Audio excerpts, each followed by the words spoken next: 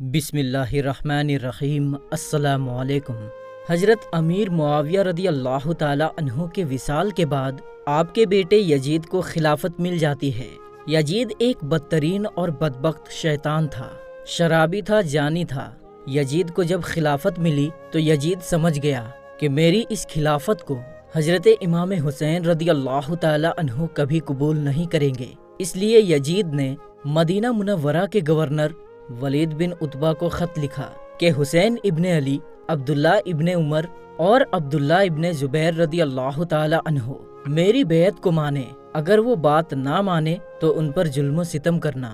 امام حسین رضی اللہ تعالی عنہ نے یزید کی بیعت کرنے سے انکار کر دیا، کیونکہ یزید آپ کے نزدیک مسلمانوں کے امامت اور خلافت کے ہرگز لائق نہیں تھا، کیونکہ آپ جانتے تھے یزید فاسق و فاجر تھا، جانی تھا، شرابی تھا اور ظالم تھا۔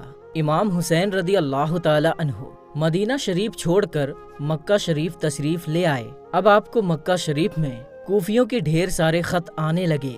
ان خطوں میں لکھا ہوا تھا: اے امام حسین، آپ کوفہ تشریف لے آئیے، یہاں پر یزید کا ظلم و ستم بڑھتا چلا جا رہا ہے، ہم آپ سے ہی بیعت کریں گے، یزید کی بیعت ہمیں ہرگز قبول نہیں ہے۔ آپ نے حالات کو سمجھنے کے لیے اپنے بھائی مسلم بن عقیل رضی اللہ تعالی عنہ کو یہ کہہ کر کوفہ بھیجا کہ جاؤ، جا کر وہاں کے حالات معلوم کرو، وہاں کے حالات کیسے ہیں۔ جب حضرت مسلم بن عقیل رضی اللہ تعالی عنہ کوفہ پہنچے تو وہاں کے لوگوں نے بڑے ہی احترام کے ساتھ آپ کا استقبال کیا۔ حضرت مسلم بن عقیل کے ہاتھوں میں 18,000 لوگوں نے بیعت کر لی، اور حضرت مسلم بن عقیل نے اپنے بھائی امام حسین کے نام ایک خط روانہ کر دیا، جس میں آپ نے لکھا کہ یہاں کے حالات بالکل صحیح ہیں اور 18,000 لوگوں نے بیعت بھی کر لی ہے، لہٰذا آپ کوفہ جلد سے جلد تشریف لے آئیں۔ لیکن جب یزید نے ان لوگوں کو دھمکیاں دی تو وہ لوگ اپنی بات سے مکر گئے اور امام مسلم بن عقیل کو شہید کر دیا۔ کوفہ کے حالات اتنے بدل چکے تھے کہ وہ لوگ جو حضرت مسلم بن عقیل سے محبت کا دعویٰ کر رہے تھے، اب وہی لوگ آپ کی جان کے دشمن بن گئے۔ وہیں دوسری طرف مکہ میں مسلم بن عقیل کا بھیجا ہوا خط حضرت امام حسین تک پہنچ چکا تھا، جس خط میں لکھا ہوا تھا کہ کوفہ کے حالات بہت اچھے ہیں، آپ جلد سے جلد تشریف لے آئیں۔ لہٰذا حضرت امام حسین نے فوراً کوفہ جانے کی تیاری شروع کر دی۔ حضرت امام حسین اپنے تمام اہل خانہ کے ساتھ کوفہ کے لیے روانہ ہوئے۔ یہاں امام حسین کوفہ کے لیے چل پڑے۔ امام حسین ابن علی کو حضرت مسلم بن عقیل کی شہادت اور کوفہ کی بے وفائی کی خبر اس وقت ملی جب آپ مکہ شریف سے کوفہ کی طرف روانہ ہو چکے تھے۔ جب آپ کوفہ شہر کے بالکل قریب پہنچ گئے تو آپ کو یزیدی فوج نے روکنے کی کوشش کی۔ حضرت امام حسین نے فرمایا کہ میں تم لوگوں کے بلانے پر ہی کوفہ شہر میں آیا ہوں، اگر تم لوگ چاہتے ہو کہ میں کوفہ میں نہ آؤں تو مجھے واپس جانے دو، میں جانے کے لیے تیار ہوں۔ یزیدی فوج نے حضرت امام حسین کو کوفہ شہر میں داخل نہیں ہونے دیا، لہٰذا حضرت امام حسین نے اپنے پورے قافلے کے ساتھ اپنا راستہ بدل لیا۔ چلتے چلتے جب آپ ایک چٹیل میدان میں پہنچ گئے تو آپ نے ایک شخص سے سوال کیا کہ یہ کون سی جگہ ہے؟ اس شخص نے کہا اس جگہ کو کربلا کہا جاتا ہے۔ آپ نے فوراً اپنے پورے لشکر کو حکم دیا کہ یہیں پر خیمہ لگا دیا جائے، لہٰذا اس طرح سے حضرت امام حسین کربلا میں پہنچے۔ ادھر یزیدی فوج کو جب اس بات کا علم ہوا کہ حضرت امام حسین نے اپنا خیمہ کربلا کے میدان میں لگایا ہوا ہے تو یزیدی فوج نے بھی فوراً کربلا کے میدان میں پہنچنا شروع کر دیا۔ یزید کی جو فوج کربلا پہنچ رہی تھی ان کی سپہ سالاری ابن سعد کر رہا تھا۔ حضرت امام حسین نے ابن سعد سے کہا کہ یا تو تم مجھے یزید کے پاس لے چلو یا پھر مجھے اپنے شہر مکہ واپس جانے دو، لیکن ابن سعد نے ان دونوں باتوں میں سے کوئی بات قبول نہیں کی اور وہ آپ کو بیعت کرنے پر مجبور کرتا رہا، لیکن آپ نے اس کی ایک بھی بات نہیں مانی۔ دن گزرتے گئے اور 3 محرم کا دن آ گیا۔ اب ظالم یزید نے امام حسین کے سامنے 22,000 سپاہیوں کا لشکر بھیج دیا۔ دوسری طرف حضرت امام حسین کے ساتھ 82 لوگ تھے، جس میں عورتیں اور بچے بھی شامل تھے۔ کتنی حیرت کی بات ہے کہ یزیدیوں میں امام حسین کا اتنا خوف تھا کہ جہاں امام حسین 82 لوگوں کے ساتھ میدان کربلا میں تھے، جس میں عورتیں اور بچے بھی شامل تھے، وہیں یزید نے مقابلے کے لیے آپ کے سامنے 22,000 کا لشکر بھیج دیا، جو کہ امام حسین کے سامنے 100 گنا سے بھی زیادہ تھا۔ امام حسین کے سامنے یزیدی فوج کے حوصلے پست ہو گئے۔ آخر کار انہوں نے یہ فیصلہ کیا کہ اگر امام حسین کو ہرانا ہے تو ان کا پانی بند کرنا پڑے گا، تبھی ان کا مقابلہ کیا جا سکتا ہے۔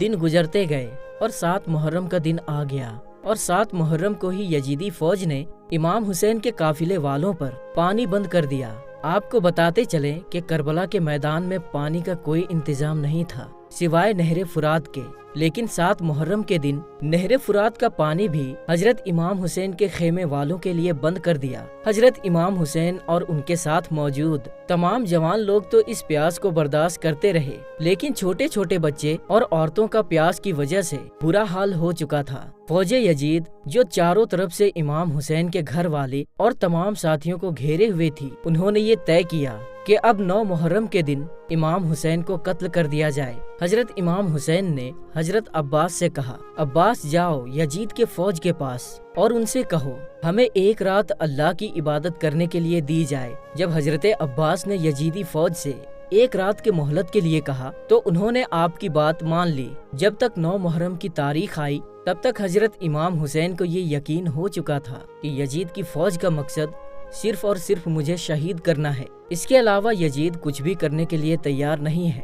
اس لیے حضرت امام حسین نے 9 محرم کی رات میں اپنے تمام خیمے والوں کو ایک جگہ پر اکٹھا کیا اور آپ نے کہا کہ یہ بات تو طے ہو چکی ہے کہ یہاں پر موجود سبھی لوگ 1-2 دن کے اندر شہید کر دیے جائیں گے، اس لیے یہاں موجود آپ میں سے جو بھی واپس لوٹنا چاہتے ہیں وہ لوٹ سکتے ہیں۔ حضرت امام حسین نے فوراً خیمے میں جل رہے تمام دیوں کو بجھوا دیا اور اندھیرا کروا دیا تھا تاکہ جو بھی جانا چاہے وہ بے جھجک چلا جائے۔ تھوڑی دیر بعد جب دیوں کو دوبارہ جلوایا گیا تو سارے کے سارے لوگ بیٹھے آنسو بہا رہے تھے، یعنی کوئی بھی لوگ حضرت امام حسین کو چھوڑ کر جانے کے لیے تیار نہیں تھا۔ آخر کار 10 محرم کا دن آیا اور حضرت امام حسین اور یزید کے فوج کے بیچ جنگ ہونا شروع ہو گئی۔ جہاں ایک طرف یزید کی ایک بڑی فوج تھی تو وہیں دوسری طرف امام حسین کے ساتھ صرف 72 لوگ تھے۔ اتنے میں فوج یزید کا حملہ شروع ہو جاتا ہے اور ہر شہید شہادت کا جام پیتا گیا۔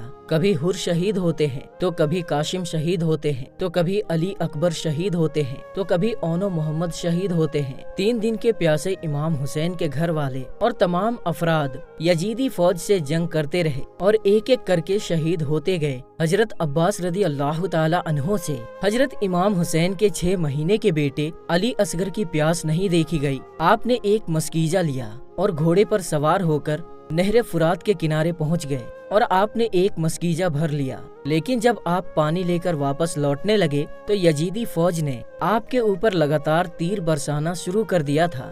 حضرت عباس جب تک حضرت امام حسین کے خیمے تک پہنچ پاتے تب تک یزیدی فوج نے تیر چلا کر حضرت عباس رضی اللہ تعالی عنہ کو شہید کر دیا تھا۔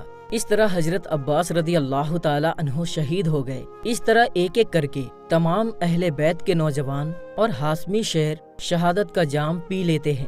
دھیرے دھیرے کر کے جب حضرت امام حسین کے سبھی افراد شہید ہو گئے تو اس کے بعد حضرت امام حسین نے خود میدان میں تلوار لے کر نکلنے کا فیصلہ کیا۔ امام حسین اپنی تلوار سے کافی لمبے وقت تک یزیدی فوج کا اکیلے مقابلہ کرتے رہے۔ حضرت امام حسین کے تنہا ہونے کے باوجود بھی آپ کے مقابلے میں کوئی بھی نہیں آنا چاہتا تھا، اور اس کی صرف ایک ہی وجہ تھی، اور وہ وجہ یہ تھی کہ آپ حضرت علی کے بیٹے تھے۔